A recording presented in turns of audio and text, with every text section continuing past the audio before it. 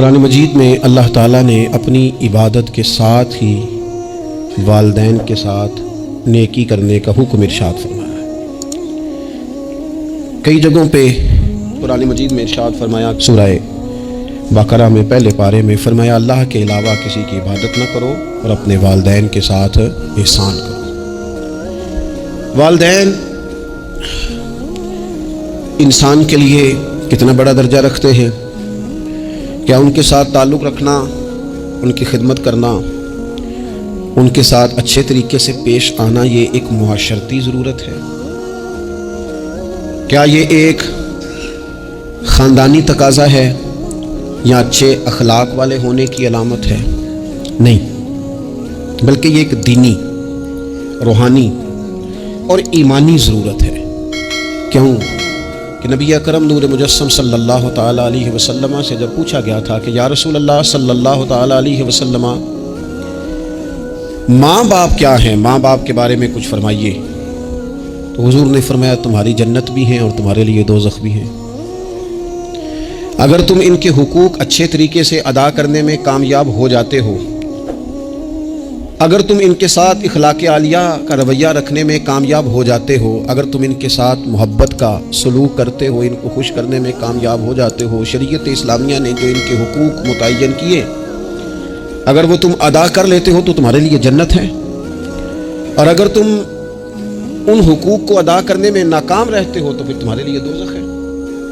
تو یہ ایک دینی، روحانی، ایمانی ضرورت ہے، اس کا ہمیں احساس ہونا چاہیے۔ ظاہر ہے ہم انسان ہیں اور والدین بھی انسان ہیں، ایسا نہیں ہو سکتا کہ ان کا رویہ ہمیشہ ہی ٹھیک ہو۔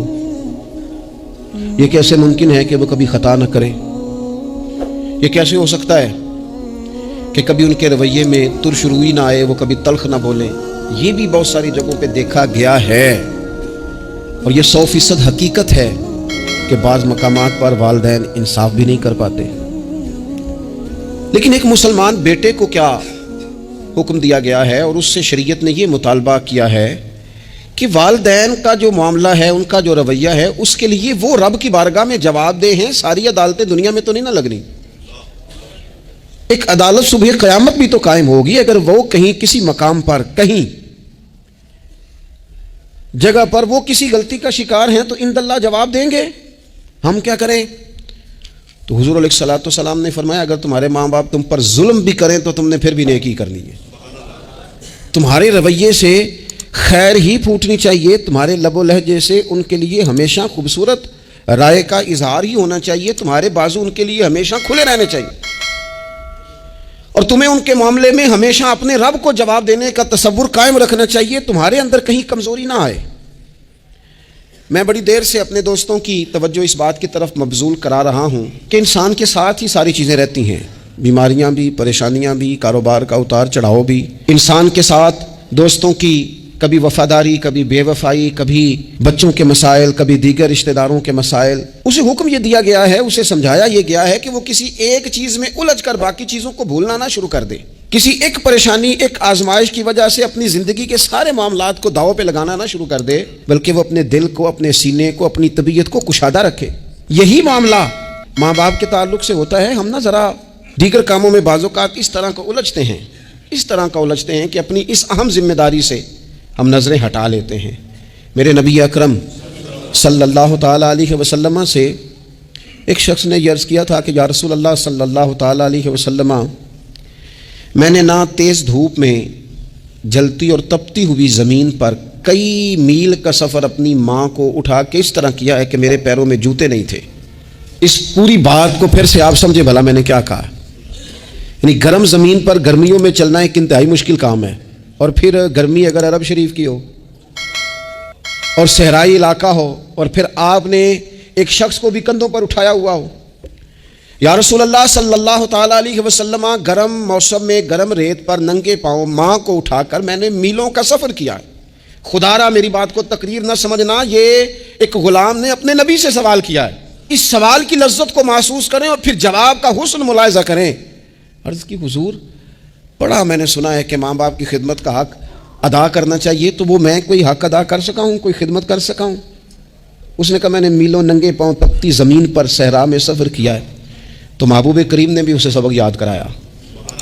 اس نے اپنی طرف سے خدمت بتائی تھی تو حضور نے ماں کی شفقت بتائی. فرمایا جب تو پیدا ہوا تھا تو تیری ماں کو درد کے جھٹکے آئے تھے. وہ جو جھٹکے آئے تھے نا، ان جھٹکوں میں سے اب ایک جھٹکے کا بھی تو حق ادا نہیں کر سکا. وہ جو درد کے جھٹکے تھے، وہ جو تکلیف تھی، کتنی مائیں دوران زچ کی دنیا سے چلی جاتی ہیں. وہ بیٹا پیدا کر گئی، خود رخصت ہو گئی، وہ جان پر کھیل گئی، لیکن ایک زندگی دنیا میں چھوڑ گئی.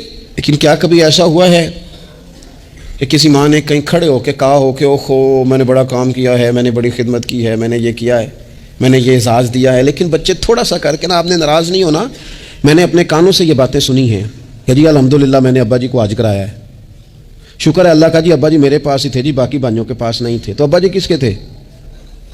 پڑوسی نے حج کرانا تھا، آپ کے پاس تھے نا، تو آپ کے والد ہی تھے نا. آپ نے یہ 20 مرتبہ بتایا ہے کہ والد کی میں خدمت کرتا ہوں، میرے پاس رہتا. یہ بھی بتاؤ کہ ابا نے مجھے حصہ کتنا دیا ہے. ساتھ یہ بھی بیان کرو کہ صرف ابا ہی میرے پاس نہیں رہتا، میں نے بھی ساری زندگی باپ کے پاس ہی گزاری ہے. اس نے بھی کبھی کہا تھا چاروں میرے پاس ہوتے ہیں، پانچوں میں نے رکھے ہوئے ہیں. کیا مذاق ہے، کتنی چھوٹی سوچ ہے. اپنے والدین کے ساتھ بڑا رویہ عمدہ کیا جائے، کبھی نہ الجھنا. خبردار، ایک مقام پر ماں باپ کی نافرمانی کی جا سکتی ہے. وہ کب؟ جب وہ آپ کو دین کے مخالف چلنے کا کہیں، جب رب رسول کی مخالفت کا معاذ اللہ کہیں. اور مسلمان والدین یہ کبھی کہہ سکتے نہیں. باقی ہر کام میں ان کی فرما برداری ہے، ان کی خدمت ہے، ہر جائز کام میں ان کی بات کو تسلیم کرنا ہے. بلکہ حضرت اسماء بنت ابی بکر صدیق، حضرت صدیق اکبر رضی اللہ تعالی عنہ کی صاحبزادی ہیں. انہوں نے ایک دفعہ نبی پاک علیہ السلام کی خدمت میں ایک سوال بھیجا تھا. عرض کی یا رسول اللہ صلی اللہ تعالی علیہ وسلم، ماں مشرکہ ہے، اللہ رسول کو نہیں مانتی، معاذ اللہ، ماں مشرکہ ہے، تو حضور وہ مجھ سے ملنا چاہتی ہے، کیا میں اس سے حسن سلوک کر سکتی ہوں؟ نبی کریم نے فرمایا تیری تو ماں ہے نا، چل تم اچھا سلوک کی کار، تم اپنا رویہ اس کے ساتھ ٹھیک رکھ، کیونکہ تیری والدہ ہے. میں آج حقوق والدین پر تقریر نہیں کرنے جا رہا، بس ایسے مجھے خیال آیا. میں ایک دوست نے ایک سوال پوچھا ہے، مجھے اچھا لگا ان کا بات پوچھنا. انہوں نے یہ پوچھا ہے کہ اگر کسی شخص کے والدین دنیا سے چلے جائیں اور جانے کے بعد اسے احساس ہو کہ مجھ سے بڑی غلطیاں ہو گئیں، اسے احساس ہو کہ بڑی کوتاہیاں ہو گئیں، بڑی جگہوں پہ میں بھول گیا. بہت سارے لوگوں کو پچھتاوا ہوتا ہے کہ یار بڑی چیزیں تھیں جو ہم کر سکتے تھے پر ہم سے نہیں ہو سکیں. انہوں نے پوچھا جی کوئی اب بھی کوئی اس کا حل ہے؟ تو میں نے کہا ہے نا، ہم رسول رحمت کے ماننے والے ہیں صلی اللہ تعالی علیہ وسلم. نبی پاک صلی اللہ تعالی علیہ وسلم نے ارشاد فرمایا، الترغیب بالترہیب میں حدیث موجود ہے. حضرت انس بن مالک رضی اللہ تعالیٰ عنہ حدیث کے راوی ہیں. اللہ کے پیارے حبیب علیہ الصلوۃ والسلام نے فرمایا جس بندے کے والدین یا دونوں میں سے کوئی ایک انتقال کر جائے اور وہ معاذ اللہ ان کا نافرمان ہو، تو فرمایا پھر ان کے لیے دعا کرتا رہے، استغفار کرتا رہے، کرتا رہے، کرتا رہے، کرتا رہے. امید ہے اللہ اسے نیکوکاروں میں لکھ دے گا، وہ فرما برداروں میں آ جائے گا. شرط یہ ہے کہ وہ ان کے لیے استغفار کرے، دعائے مغفرت کرے. اب ان کے لیے وہ اب ہی شروع کر دے ان کو یاد کرنا، ابھی اس مقام پر آ جائے، ابھی کچھ سوچ لے، تو اللہ تعالیٰ کی بارگاہ سے کرم کی امید ہے کہ اللہ اس نے جو زندگی میں اس سے غلطیاں ہو گئی، رب اس کی ان غلطیوں کو معاف کر دے گا. روز استغفار کرے. ایک دوست نے مجھ سے ایک دفعہ پوچھا تھا کہ حضرت صاحب والدین چلے گئے ہیں، ان کے لیے کیا کروں؟ تو بڑی بڑی چیزیں بھی کی جا سکتی ہیں، لیکن میں نے اپنے اس محبت والے دوست کو یہ محبت والا مشورہ دیا تھا کہ میں چونکہ آپ کو جانتا ہوں آپ نماز میں کوتاہی کرتے ہیں، آپ نہ نماز پڑھنی شروع کر دیں. وہ کہنے لگے جی وہ تو میں پڑھوں گا، والدین کے لیے کیا کروں؟ میں نے کہا نماز پڑھیں، ہر نماز کی آخری رکعت میں کہو گے نا ربنا اغفر لی ولوالدیّ، کہو گے نا ہر نماز میں، تو کتنا بڑا اجر ملے گا آپ کے والدین کو. اور پھر وہ سارا اسلوب کہ پہلے آپ نے قیام کیا، پھر آپ نے رکوع کیا، پھر آپ نے سجدہ کیا، پھر آپ اتحیات میں بیٹھے، پہلے آپ نے اللہ کی بارگاہ کے اندر اس کی عبادت کرنے کا دھم بھرا، پھر اس کی وحدانیت کی شہادت دی، پھر اس کے محبوب پر درود پڑھا. اتنے سارے کام کر کے اب آپ نے آخر میں کہا ربنا اغفر لی ولوالدیّ، یا اللہ مجھے بخش دے اور میرے والدین کو بخش دے. تو بتائیے اللہ کتنا کرم فرمائے گا. تو اپنے والدین کے لیے ان کے جانے کے بعد بہت ساری چیزیں ہیں، کفن دفن کا بندوبست کیا جائے، جنازے کا اہتمام کیا جائے، لیکن کچھ چیزوں کو نبی پاک علیہ الصلوۃ والسلام نے ذرا توجہ سے ہمیں سمجھایا ہے اور ہماری بار بار توجہ دلائی ہے. ایک شخص نے عرض کیا تھا یا رسول اللہ صلی اللہ تعالیٰ علیہ وآلہ وسلم کہ میرے والدین دنیا سے چلے گئے ہیں تو کیا اب بھی میں ان کے ساتھ کوئی بھلائی کر سکتا ہوں؟ اچھا پہلے میں آپ سے ایک بات عرض کروں، ہمیں موقع ملتا ہے ختمات شریف پہ جانے کا، ایصال ثواب کی مجالس میں حاضری کا، اور پھر اللہ تعالیٰ یہ بھی موقع دیتا ہے کہ بعض اوقات مسلمانوں کے لیے دعا کرتے ہیں اور ہمارے ذمے لگا دیا جاتا ہے کہ جناب اتنا ایصال ثواب کرنے کے لیے اہتمام کیا گیا ہے تو یہ آپ کر دیں۔ تو ہم پتہ کیا کرتے ہیں، ہم کہتے ہیں کہ جناب جانے والے کا نام بتاؤ، نام بتاتے ہیں تو ہم فلاں بن فلاں کہہ کے جو نام بتایا جاتا ہے ان کے لیے دعا کر دیتے ہیں، لیکن جب والدین کے لیے دعا کرتے ہیں پھر نام تو نہیں نہ لیتے، پھر کیا کہتے ہیں یا اللہ میرے والد کو بخش دے، میری والدہ کی مغفرت۔ اس کا مطلب ہے وہ دنیا سے چلے گئے، آج بھی ماں باپ ہیں، وہ رخصت ہوئے، انہوں نے پردہ کیا، ان کی روح کا رشتہ ٹوٹا ہے پر تیرا رشتہ ان کے ساتھ آج بھی قائم ہے۔ تیرا تعلق ان سے ٹوٹ سکتا، وہ تیرا تعلق، میں نے ایک دفعہ پہلے بھی کہا تھا، میرا بیٹا شاید قد میں مجھ سے تھوڑا اونچا ہو گیا ہو اور اللہ تعالیٰ نے مجھے بڑے محبت والے سنگی دیے، میں نے اپنی حیثیت اہمیت سے بڑھ کر دنیا میں محبت پائی، لیکن میں نے اپنی زندگی میں سب سے زیادہ اپنے والد کی کمی محسوس کی، بڑی محسوس کی۔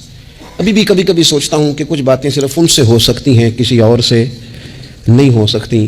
کبھی کبھی محسوس ہوتا ہے کہ ان کے دامن کے اندر ٹھنڈ کے موقع پر نگ ملتا تھا اور گرمی کے موقع پر ٹھنڈی ہوا آتی تھی۔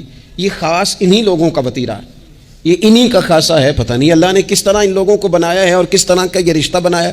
تو نبی اکرم صلی اللہ تعالیٰ علیہ وسلم کی خدمت عالی مرتبت میں عرض کیا، صحابی نے سنن ابو داؤد شریف میں حدیث ہے، عرض کی یا رسول اللہ صلی اللہ تعالیٰ علیہ وسلم میرے والدین چلے گئے تو کیا میں ان کے جانے کے بعد بھی ان کے لیے کچھ کر سکتا ہوں؟ تو نبی پاک نے 5 باتیں ارشاد فرمائیں۔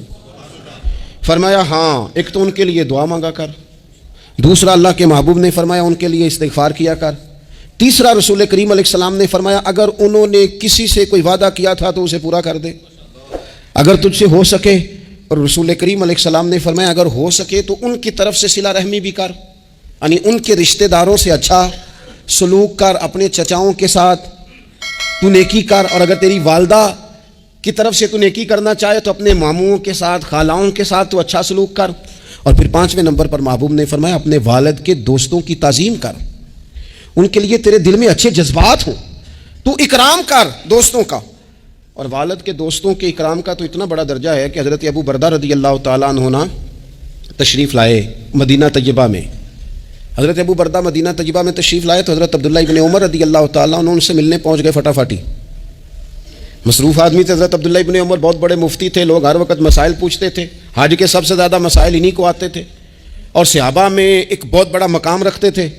حضرت عبداللہ ابن عمر فوراً حضرت ابو بردہ رضی اللہ تعالیٰ عنہ سے ملاقات کے لیے پہنچے، اور پہنچتے ہی فرمانے لگے آپ کو پتہ ہے میں آپ سے کیوں ملنے آیا ہوں؟ حضرت ابو بردہ کہنے لگے میں تو خود بڑا حیران ہوں کہ آپ ایک مصروف آدمی اور آپ ٹائم نکال کر کے میرے پاس تشریف لائے۔ فرمانے لگے اس لیے آیا ہوں کہ میرے والد آپ کے والد کے دوست تھے، حضرت فاروق اعظم کے دوست تھے آپ کے والد، اور یہ صحیح ابن حبان میں یہ لفظ موجود ہیں۔ حضرت سیدنا عبداللہ ابن عمر رضی اللہ تعالیٰ عنہ فرمانے لگے نبی پاک علیہ السلام نے فرمایا ہے کہ جو اپنے والد کی قبر میں ان سے اچھا سلوک کرنا چاہے وہ والد کے دوستوں کے ساتھ اچھا سلوک کرے، وہ اس رویے کو، اس محبت کو قائم کرے، اس چیز پر خاص اہتمام کرے، خاص ذوق دے۔ ہمارے ہاں نا جی ہم جلدی سے مصروف ہو جاتے ہیں اور اپنے دوستوں کو زیادہ ٹائم دیتے ہیں، اپنا آنا جانا، اپنا اٹھنا بیٹھنا، اپنے شب و روز ان میں ہم زیادہ وقت گزارتے ہیں۔ کرنے کا کام یہ ہے کہ تھوڑا ٹائم نکال کے، تھوڑی فرصت دیکھ کر اس پر تھوڑی توجہ دی جائے۔ اسی طرح معروف روایت سیاستہ میں موجود ہے، حضرت مالک بن دار کہتے ہیں کہ میں حضرت عبداللہ ابن عمر کے ساتھ جا رہا تھا تو میں نے دیکھا ایک بدو ننگے پاؤں اور ننگے سر آ رہے ہیں۔ حضرت عبداللہ ابن عمر نے فٹافٹ انہیں اپنی سواری بھی دے دی، سیاستہ سے حدیث عرض کر رہا ہوں، سواری بھی دے دی اور پگڑی بھی دے دی۔ فرماتے میں نے عرض کی حضرت عبداللہ ابن عمر سے کہ حضور یہ بدو ہیں، یہ تو تھوڑے سے نذرانے پہ بھی خوش ہو جاتے، آپ کوئی عام معمولی سا تحفہ بھی دیتے تو راضی ہو جاتے، اور آپ نے پگڑی بھی دے دی اور گھوڑا بھی دے دیا۔ حضرت عبداللہ ابن عمر کہنے لگے یہ کوئی عام آدمی نہیں، یہ میرے والد کے دوست ہیں، اور والد کے دوستوں سے محبت کرنا یہ ہمیں رسول رحمت نے سکھایا ہے، کیونکہ اصلاں نال جنیکی کریے تو نسلاں تاک نہیں بول دے۔ محبتوں کو قائم رکھنا، ان کو دوام دینا۔ ہمارا تو چچا کے ساتھ سلوک نہیں رہتا، توجہ نہیں رہتی۔ ہم نے اصال ثواب کا جو مفہوم بنا لیا ہے وہ بڑا گڑبڑ ہے۔ اگر تو کسی کے پاس بہت زیادہ پیسے ہوتے ہیں تو وہ اصال ثواب کی محفل ویسے ہی ایک سیاسی اجتماع بن جاتی ہے، اور جو عام لوگ ہیں ان کا زور کہیں نہیں چلتا، تو چلو مسجد میں تو چلتا ہی ہے نا، وہ آ کے کہتے ہیں مولوی صاحب کو کہ بچے بھیج دیں اور پورا قرآن پاک پڑھانا ہے ہم نے۔ بھئی نبی پاک علیہ السلام نے تو فرمایا جتنی دیر دل جمے اتنی دیر پڑھو، آپ نے کیوں پابند کیا پورا پڑھنے کا؟ اور پھر اللہ تبارک و تعالیٰ اگر معاف فرمانے پہ آئے، وہ تو پتر بسم اللہ بھی پڑھے تو اللہ باپ کو معاف فرما دیتا ہے۔ شرط یہ ہے کہ خلوص ہو، وہاں تو معیار دیکھا جاتا ہے، مقدار تھوڑی دیکھی جائے گی۔ تو اصال ثواب تو یہ ہے کہ آپ ضرورت دیکھیں کس چیز کی ہے۔ ہمارے ہاں منوں کے حساب سے کھانے پک جاتے ہیں، بڑی بڑی لمبی دعوتیں ہوتی ہیں، بڑا کچھ ہوتا ہے، لیکن جو ضرورت ہوتی ہے، ضرورت کو ہم نہیں دیکھتے۔ اگر آپ کوئی اور کام ضرورت کا کرا دے نا، کروڑوں روپیہ آپ نے لگا دیا ختمات پہ اور فلاں پہ، اور جس قبرستان میں آپ نے والد کو دفن کیا اس میں تو غریبوں کے لیے مزید جگہ ہی نہیں دفن کرنے کی، تو یہ اچھا اصال ثواب نہیں تھا کہ قبرستان کی جگہ بڑھائی جاتی؟ یہ اچھا اصال ثواب نہیں تھا کہ مسجد کا ماحول دیکھا جاتا، علاقے کے غرباء پر نظر کی جاتی؟ وہ لوگ جو بیچارے قرض کے نیچے آ کے پوری طرح دب گئے ہیں، نفسیاتی مریض ہو گئے، ان غریبوں کو دیکھا جاتا، یہ اصال ثواب نہیں تھا؟ آپ دیکھیے حضرت سعد رضی اللہ تعالیٰ عنہ نے حضور کی بارگاہ میں عرض کی، یا رسول اللہ صلی اللہ تعالیٰ علیہ وآلہ وسلم، میری ماں ایک غلام آزاد کرنا چاہتی تھی، اگر میں ان کی طرف سے وہ غلام آزاد کر دوں، موطا امام مالک میں روایت موجود ہے، اب غلام آزاد جب آپ کر دیتے تھے نا، آج کل تو غلام بکتے نہیں، لیکن ایک قسم غلامی کی آج بھی ہے، بتا دوں آپ کو، وہ جو بندہ ایڈوانس نہیں لے لیتا بیچارہ 4 لاکھ روپیہ، پھر اس کو تنخواہ بھی پوری نہیں ملتی، پھر اس کی جان بھی نہیں چھوٹتی، وہ کہیں اور جا بھی نہیں سکتا۔ بھئی آپ ایڈوانس دیں گے کسی کو، اس کو خرید تو نہیں نہ لیں گے، اس کی مجبوری تو نہیں نہ خریدیں گے، اللہ کو ناراض تو نہیں نہ کر لیں گے۔ آپ ایڈوانس دیں لیکن پھر اسے تنخواہ بھی تو اتنی دیں جتنی معاشرے میں روٹین سے ہوتی ہے۔ یا رسول اللہ اگر میں غلام آزاد کر دوں اپنی ماں کی طرف سے، چل تو بھی کسی کو ایڈوانس معاف کر دے ماں باپ کی طرف سے، چل تو بھی کسی کو چھوڑ دے قرضہ ماں باپ کی طرف سے چھوڑ دے، کچھ نہیں ہوتا۔ رسول کریم علیہ السلام کی بارگاہ میں عرض کی حضرت سعد نے، یا رسول اللہ صلی اللہ تعالی علیہ وسلم، اگر میں اماں کی طرف سے غلام آزاد کروں تو ماں کو ثواب ملے گا؟ حضور نے فرمایا کرنا، ملے گا نا تیری ماں کو ثواب، کرنا تم یہ اصال ثواب، یہ والا اصال ثواب کرنا۔ حضرت سعد رضی اللہ تعالیٰ عنہ نے ایک مقام پر یہ بھی عرض کیا تھا، ابو داؤد شریف میں موجود ہے کہ یا رسول اللہ صلی اللہ تعالیٰ علیہ وسلم، میری ماں کا انتقال ہو گیا، ان کی طرف سے کچھ کرنا چاہتا ہوں، کیا کروں؟ میں آپ سے عرض کرتا ہوں نا، تنقید کرنا تو آسان کام ہے، تو بنائے نا کسی مدرسے میں کمرہ جہاں طالب علم پڑھیں، والدین کی طرف سے بنائیں، جا کے دیکھو نا، یہ بات کرنا تو آسان ہے کہ ہسپتالوں میں ایک بیڈ پہ 4 لوگ پڑے ہیں، تو آپ اپنے والد صاحب کی طرف سے ہسپتال میں 2 کمرے بنوا دینا، آپ کو 20 بیڈ پہنچا دینا، آپ جا کے بات کریں کسی ٹرسٹ والے سے اور کسی سرکاری ہاسپٹل والے سے کہ لائنوں میں لگے ہوئے ہیں لوگ، ہارٹ کا پیشنٹ جو بیچارہ قریب ہو جاتا ہے موت کے اور اس کا ٹیسٹ ہی نہیں ہو پاتا، مشینیں نہیں چلتی، تو آ کے پڑھے نا۔ کیا یہ کام نہیں ہے دور بیٹھ کر تنقید کر دینا اور تھوڑی دیر تبصروں کا مزہ لے کے چپ کر دینا؟ یہ تو کوئی بھی کر لے گا، لیکن عملی اقدام کس نے کرنا ہے؟ حضرت سعد نے عرض کی، حضور اماں چلی گئی ہے، ان کے لیے کیا کروں؟ تو شارحین حدیث کہتے ہیں شاید میٹھے پانی کے کنووں کی بعض جگہوں پہ کمی تھی، کریم نے فرمایا پانی کا اصال ثواب کر۔ حضرت سعد نے اماں کی طرف سے پورا کنواں کھدوایا اور حضور نے نام رکھا، فرمایا یہ سعد کی ماں کے نام کا کنواں ہے، تو کر دیں اماں جی کے نام پر کوئی خیر کا کام۔ اگر اور کچھ نہ ہو سکے تو اگر گلی ہم نے تنگ کر دیا نا، تو ابا جی کی طرف سے وہ کشادہ کر دیں، اس کا بھی ثواب ہوگا انشاءاللہ۔ 4 فٹ جگہ چھوڑ دیں تاکہ لوگوں کو آنے جانے میں آسانی ہو، جہاں جہاں آپ لوگوں کے لیے خیر کریں گے اس پہ اللہ اجر عطا کرے۔ تو اصال ثواب کی یہ والی صورتیں بھی اختیار کریں۔ پھر ٹائم نکال کر والدین کی قبر پر جائیں اور وہاں حاضری دیں۔ جو لوگ مزارات پر جانے کے شوقین ہیں وہ ضرور جائیں، میں بھی جاتا ہوں، اور میں آپ کو پہلے بھی کہہ چکا ہوں، میں داتا صاحب رحمۃ اللہ علیہ کبھی بھی اس طرح نہیں گیا کہ میں جلسے پہ گیا ہوں، محفل پہ گیا ہوں، کسی کام گیا ہوں تو حاضری دے لوں۔ میں سمجھتا ہوں یہ ٹھیک نہیں ہے، میں تو داتا صاحب اسپیشل جاتا ہوں، میں تو حضرت بابا صاحب بھی جب جاتا ہوں تو اسپیشل جاتا ہوں، اور میں جاتا بھی ہوں تو ان کی خدمات دینیہ کو، ان کی عظمتوں کو سلام کرنے جاتا ہوں۔ میں تو فیوزات روحانیہ کے لیے جاتا ہوں، ایز اے خاص جاتا ہوں، حاضری دیتا ہوں، یہ بڑا کمال بات ہے۔ لیکن آپ کو ایک بات عرض کروں، یہ اللہ والوں کے مزارات ہیں، ان پر ضرور جانا چاہیے، لیکن ایک بات یاد رکھنا، ہر بیٹے کے لیے اس کے باپ کی قبر مزار ہے، ہر بیٹے کے لیے اس کی ماں کی قبر مزار ہے، اس پر بھی حاضری دو۔ حاضری کا مزاج بناؤ، یہاں جا کر کے نا حاضری دے کے آؤ۔ میں قبرستان سے نکل رہا تھا تو ایک دوست نے مجھے کہا کہاں ہیں؟ میں نے کہا میں اپنے والد صاحب کی قبر پہ حاضری دے کے آ رہا ہوں۔ کہنے لگے ان کا مزار کہاں ہے؟ میں نے کہا وہ آپ کے لیے تو کوئی روایتی مزار نہیں ہے، وہ میرے لیے مزار ہے، کیونکہ میرے والد ہیں نا، وہ راضی ہوں گے تو رب راضی ہوگا، والدہ کے لیے نبی پاک نے فرمایا اس کے پیروں کے نیچے جنت ہے، تو جس کے پیروں کے نیچے تیری جنت ہے، بتاؤ اس کی قبر تیرے لیے مزار نہیں؟ اس کی قبر تیرے لیے باعث فیوز و برکات نہیں؟ تو نبی پاک صلی اللہ علیہ وسلم نے فرمایا ایک روایت میں، جو ہر جمعے والے دن اپنے والدین کی قبر پہ جائے گا، اللہ تبارک و تعالیٰ جانے والے کی بھی بخشش فرما دے گا۔ تھوڑا سا نا مخصوص سا ٹائم نکالیں، کچھ تھوڑا سا ارادہ کریں، حاضری کا پروگرام بنائیں۔ ایک بات اور عرض کرنی ہے یہاں، اس کو میں بڑا ضروری سمجھتا ہوں آخر میں آپ کی خدمت میں عرض کرنا۔ ایک بات اچھی طرح سے طے کر لینا، کچھ چیزیں ایسی ہوتی ہیں جو ادھار ہوتی ہیں، کچھ ایسی ہوتی ہیں جو نقد ہوتی ہیں، بالکل نقد، ان میں ادھار نہیں ہوتا۔ وہ کہتے ہیں نا جی ہم جی ادھار کا کاروبار نہیں کرتے، ہمارا سارا کاروبار کیش کا ہے، ہم بالکل ایک ہاتھ دے دوسرے ہاتھ لے، ہمارا یہ سلسلہ ہے، ہم بالکل جو ہے نا کسی قسم کا کریڈٹ پہ نہیں چلتے۔ میں آپ سے عرض کروں، نبی پاک علیہ السلام نے فرمایا کسی جرم کی سزا اللہ تعالیٰ دنیا میں نہیں دیتا اتنی جلدی۔ بہت ساری سزائیں رب نے روک دی ہیں، قیامت کو دی جائیں گی، اللہ تعالیٰ سب سزاؤں سے ہمیں محفوظ فرمائے۔ لیکن فرمایا والدین کی نافرمانی ایسا جرم ہے جس کی دنیا میں بھی سزا ملتی ہے، دنیا میں یہ طے ہے۔ حضور علیہ السلام نے کبھی کسی شخص کے لیے دعائے ضرر نہیں کی۔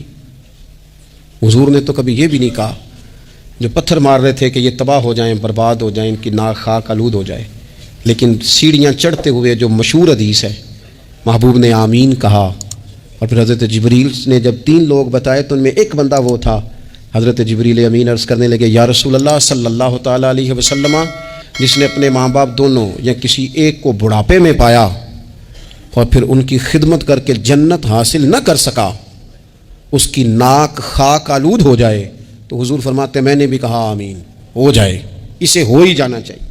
یہ شخص اس طرح کا ہے کہ اسے خاک آلود ہو ہی جانا چاہیے۔